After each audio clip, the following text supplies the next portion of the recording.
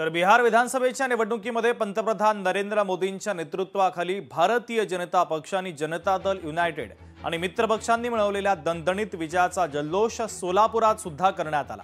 भाजपचे नेते रघुनाथ कुलकर्णी, आमदार देवेंद्र कोठे यांच्या प्रमुख उपस्थितीमध्ये जल्लोष करण्यात आला। ढोल ताशांच्या गजरामध्ये जल्लोष करत फटाक्यांची आतषबाजी करण्यात आली, तर भाजपचा ध्वज फडकवत एकमेकांना लाडू भरवत आनंद साजरा करण्यात आला।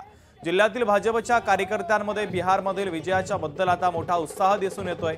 या यशामुळे कार्यकर्त्यांमध्ये नवचैतन्य निर्माण झाल्याचं सोलापूर महापालिका निवडणूक प्रभारी रघुनाथ कुलकर्णी यांनी सांगितलेलं आहे।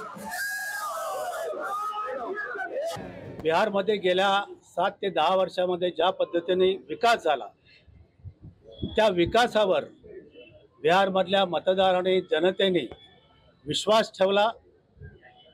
विरोधकांनी कोणत्याही प्रकारचे आरोप केले तरी बिहारच्या जनतेने त्यांना त्यांची जागा दाखवलेली आहे।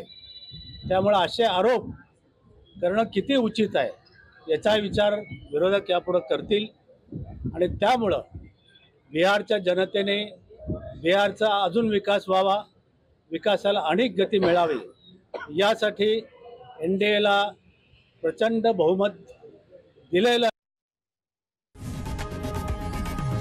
लोकशाही मराठी ऐका, पहा, जागरूक रहा।